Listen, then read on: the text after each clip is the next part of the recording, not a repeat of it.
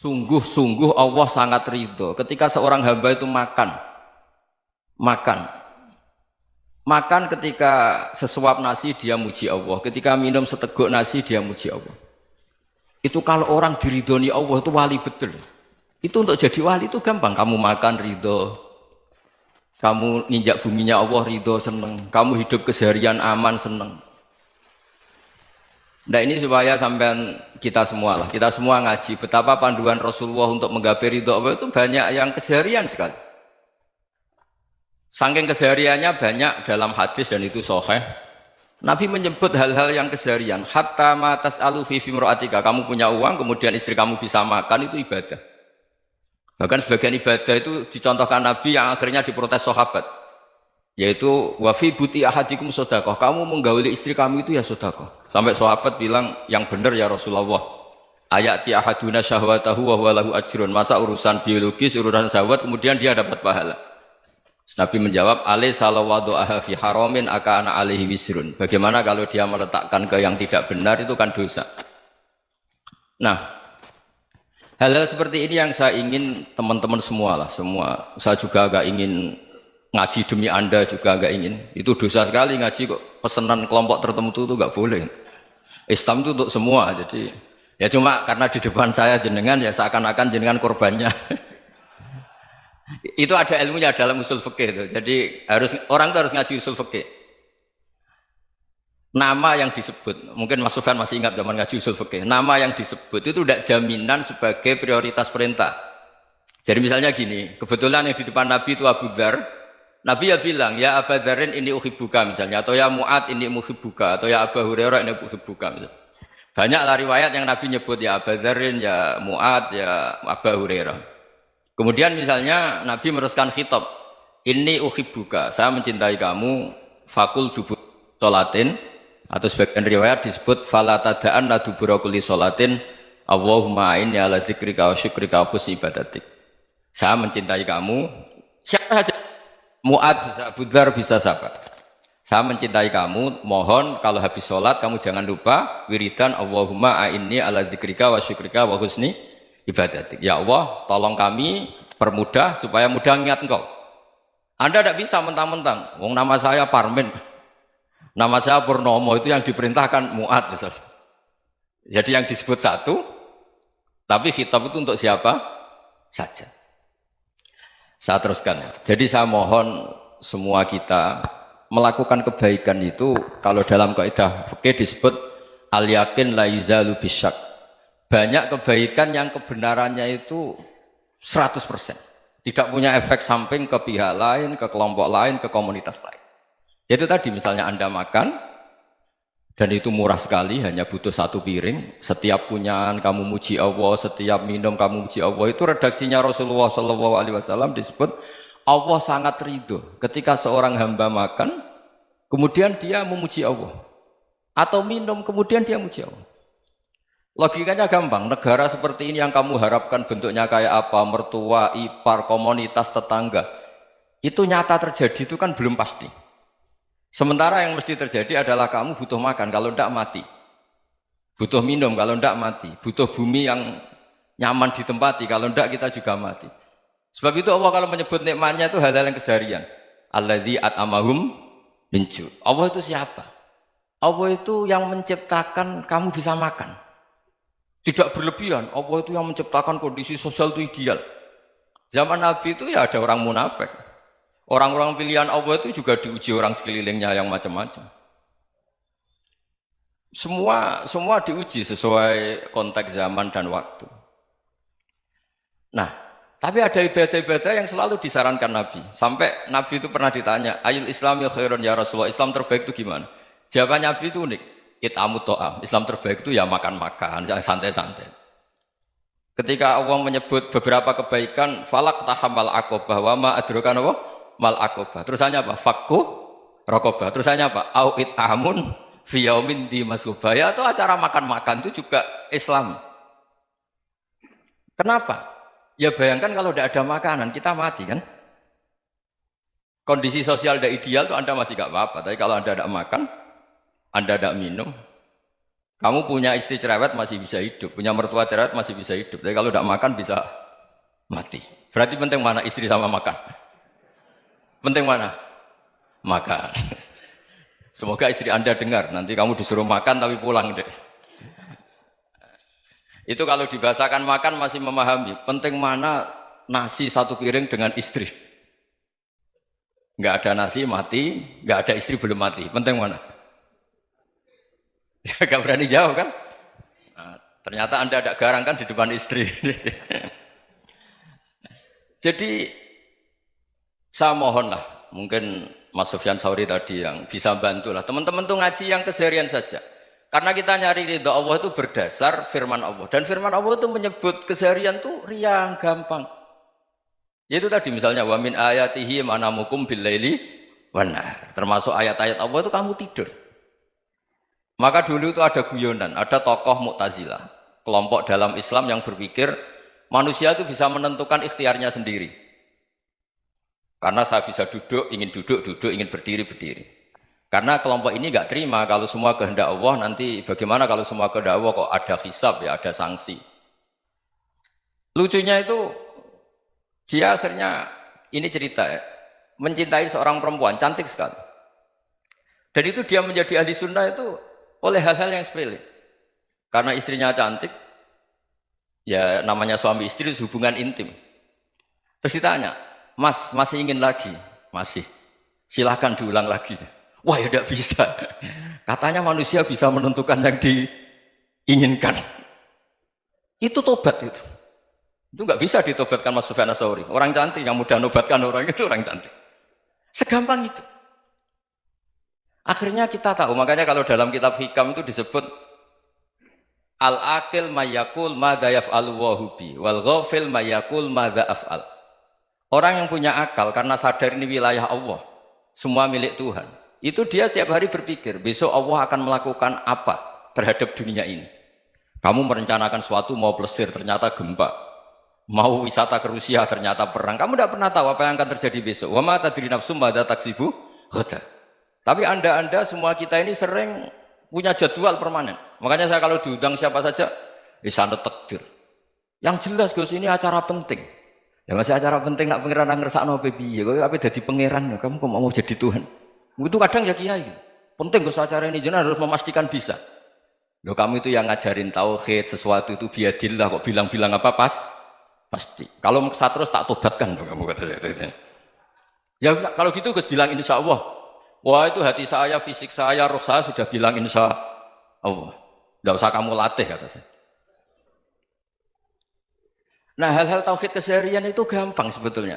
Wal ghafil yaqulu madza af'al. Tapi orang yang lupa Allah dia setiap hari bilang besok apa? Kita bisa melakukan apa? Seakan-akan dia itu aktor, dia penting, dia subjek permanen, dia. Padahal kita ini hanya objek kehendak Allah Subhanahu wa taala. Karena kita yakin sesuatu yang terjadi di alam raya ini kita tidak bisa apa-apa. Makanya saya sering ngaji, sering bilang saya, ketika Anda mensifati Allah, Dia yang menghidupkan. Sudah itu tanamkan sehingga ketika kita mati santai saja. Kenapa santai? Allah punya cara menghidupkan kita. Zaman kita hidup juga gak tahu caranya ngelola jantung, ngelola paru-paru. Kamu juga gak tahu ngelola oksigen yang tidak beracun, tidak mengandung polusi. Tahu-tahu hidup. Gak ingin tua ya tahu-tahu tua, gak ingin mati tahu-tahu mati. Selama ini kita hidup juga gak tahu apa-apa sebetulnya. Hanya gaya tok, punya jadwal, punya planning. Kalau kamu bisa menentukan pilihan Anda, pasti Anda istrinya cantik, 4 neriman semua, kona'ah semua. Nyatanya enggak kan? Ada 1 jelek, cerewet. Oh itu kan, nyatanya enggak bisa apa-apa Anda kan? Dan kamu bawa mati lagi. Itu kan istri Anda juga gitu, punya keinginan, punya suami yang ganteng, yang jabat, yang neriman, yang enggak poligami. Ya enggak kesampaian juga. Kalau kita ngitung tingkat kegagalan kita itu gagal terus. Ya kan? Nah, terus ingat Allah. Madza yaf'alu wa bi. Orang yang punya akal selalu berpikir Allah itu menghendaki apa terhadap saya. Lalu sama-sama orang melihat orang yang serius. Itu kata Anda itu pemikir berat, serius. Senang punya tokoh yang merengut tuh, karena kamu anggap serius. Tapi sebagian orang anggap orang yang serius itu wong merengut, wong masam, wong muka kok ditekuk. Jadi sama Itu hati, ya muqallibal qulub tsabbit qalbi ala dini. Karena kita nggak tahu cara berpikir kita tentang orang lain, tentang sekeliling kita. Misalnya kita orang baik yang jenis ngurmat fakir miskin. Ada orang bangun masjid mewah itu janggal. Apa artinya masjid mewah kalau banyak orang kelaparan? Tapi kalau yang jenis pendidikan apa artinya masjid mewah kalau tidak bisa ngaji? Nanti yang jenis infrastruktur apa artinya ini kalau semuanya punya sudut pandang yang berbeda-beda. Dan Islam mengapresiasi semua kebaikan. Tapi katakan semua kebaikan itu adalah kehendak Allah Subhanahu wa taala. Karena apapun baik Anda itu pakai fasilitas yang diberikan oleh Allah Subhanahu wa taala. Sehingga ini yang disebut qulillah tsumadarhum fi khawdihim yal'abun. Ya kembali tadi ke tema-tema bahwa keseharian Anda ini sudah Islami. Saat Anda tidak bisa melakukan apa saja. Saya sering ada jenazah, biasanya kalau tetangga meninggal saya sering disuruh ngelepas. Saya bilang orang ini baik karena sering ngelamun di rumah, sering nganggur di rumah. Ditanya sama anaknya, kenapa Gus nganggur baik? Ya kalau dia nganggur artinya juga agak berbuat sesuatu yang maksiat kan? Ya kan? Orang nganggur di rumahnya ya tidak bunuh orang, tidak maling, tidak korupsi, ya namanya nganggur di rumah. Lah cuma istri cara pandang nganggur gak menghasilkan uang itu. Tapi juga gak menghasilkan kriminal kan? Jadi sebenarnya Islam itu makanya kalau sampai ngaji usul fikih itu ada kitab usul fikih namanya Lubul Usul, itu terkenal sekali di pesantren itu. Itu kalau ngapresiasi keseharian itu luar biasa. Izma min mubahin illa wa yatahaqqaqu bihi tarku haramimma. Karena keseharian yang mubah saat Anda lakukan itu ada kehebatan yang luar biasa, yaitu meninggalkan haram. Makanya dulu banyak orang-orang alim ketemu temannya itu guyon sampai semalaman. Itu biasanya yang semangat Islam itu kiai kok tidak tahajud, kiai kok tidak witir. Orang yang sedang mapan uangnya banyak, malam itu tidak kelayaban itu sudah luar biasa. Melawan nafsu supaya tidak maksiat itu sudah luar biasa. Supaya lupa guyon sama temannya semalaman sampai subuh. Gejlok-gejlokan ngenang zaman miskin, zaman kuliah nggak jelas, zaman apa. Melihatnya jangan tarkut tahajud. Seperti ini meninggalkan tahajud, tapi meninggalkannya ini talkul muharramat. Jadi kayak apa hebatnya? Sehingga Imam Ghazali punya riwayat yang agak unik. Hatta takuna ibadatu akhiri hadil ummah iku an-naum. Sehingga suatu saat ibadah terbaik umat ini itu tidur. Itu kan riwayat kontroversi. Ketika Imam Ghazali tanya, kenapa iya? Kenapa kamu mulai keluar dari rumah itu sudah banyak maksiat? Melihat perempuan yang enggak mahram, melihat fenomena. Tapi kalau kamu tidur itu enggak melihat apa-apa. Tapi juga kamu jangan menganggap tidur itu ibadah betul. Saatnya melakukan fardu ain malah masih tidur. Tapi itu sudut pandang yang menjadikan kita Islam itu gampang. Jadi saat Anda tidak bisa aktivitas apa-apa, misalnya ada beberapa orang yang lumpuh. Lumpuh itu memang nggak bisa Jumatan, nggak bisa ibadah, tapi dia juga nggak bisa maksiat. Tidur itu memang Anda saat itu tidak bisa tahajud, tidak bisa witir, tapi saat itu ada zina, ada maling, tidak gosipkan orang, tidak bully orang, tidak menanamkan kebencian, tidak hasud. Sehingga tidur menurut Allah Ta'ala wa min ayatihi manamukum billaili apa? Wan-nahar. Karena di tidur itu selain ada unsur istirahat, jaga kestamina, juga ada unsur meninggalkan beberapa keburukan. Nah saya mohon ibadah yang keseharian ini kita jaga. Supaya kita semua baca ayat itu fasih. Fasih itu tertanam di hati. Allah itu siapa? Alladzi at'amahum min ju'i wa amanahum min khauf. Dan Allah kalau cerita di Quran itu anna subabnal ma'a subba thumma syaqaqnal ardon wa syaqqa fa'ambatna fiha habba wa inaba wa qadba wa zaituna wa nakhla wa hadaika hulba. Kamu tahu saya ini siapa, kata Allah. Saya ini adalah Tuhan yang menurunkan air, kemudian ada tanaman banyak. Habba wa inaba wa qadba, ada zaitun, ada tin, kalau orang Jawa mungkin ada tela, ada padi, ada mangga, ada pisang. Sudah. Wa inaba wa zaituna wa nakhla wa hadaika hulba. Ada perkebunan yang lebat. Tujuannya apa? Mata Allahkum, silahkan kamu pakai, kamu nikmati. Tapi karena kadang kita ini punya ide-ide besar. Tadi untuk syukur saja nunggu punya istri riman, rumah baik, tetangga baik, komunitas baik, semuanya baik baru syukur. Lama-lama nanti ada di surga, syukurnya nunggu surga paling kelas A. Itu sudah ada yang menghuni Rasulullah, kamu nggak boleh di situ. Masa untuk syukur saja? Repotnya Masya Allah. Jadi mohonlah Quran yang kalau Anda hafalkan juz sama itu kan ada ayat-ayat yang kayak tadi. Ya, fal yang dzuril insanu ila ta'ami. Coba lihat Apa yang kamu makan ya? Dari mana? Dan untuk mempertahankan hidup kamu keseharian. Jadi jangan kira ibadah itu harus membentuk komunitas yang versi Anda. Ibadah itu harus yang hal yang mulu-mulu. Kesehariannya Anda alami. Loh ini saya tidak bikin-bikin. Saya ngaji bukan karena berdasar pesanan. Itu ayat yang saya bacakan betul ada ayatnya kan. Fal yang dzuril insanu ila tu'ami anna sababnal ma'a sabba thumma syaqqaqnal ardo syaqqa fa ambasna fiha habba wa inaba wa qadba wa zaituna wa nakhla wa hada'iqa ghulba. Terusannya apa? Mata'al lakum, silakan kamu nikmati. Mata itu silakan kamu nikmati. Ya kayak sampean dikasih hidangan ya makan. Ya sudah makan, habis makan ya minum, habis itu ngantuk ya tidur. Ya sudah normal-normal saja. Kayak apa indahnya Islam? Tapi Anda mencari Islam yang gimana lagi? Nah itu yang diajarkan guru-guru kita, diajarkan sanad kita sampai Wali Songo, sampai Rasulullah SAW.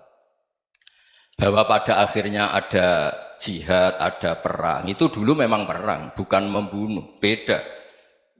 Dulu kita dijajah Belanda ya perang, dan itu normal karena kita dijajah. Jadi ketika orang lain ingin baik sama kita, wa in ahadum minal musyrikin astajaruka ya fa'jirhu hatta yasma'a kalam Allah. Kalau mereka ingin baik ya kita baik. Makanya ada istilah musta'man, mu'ahad. Kalau mereka ingin damai, berdampingan dengan kemajmukan ya itu yang lebih baik. Karena memang Islam menghormati proses perdamaian. Wa in janahu lis-salmi ya fajnah lah. Kalau ingin damai ya kita harus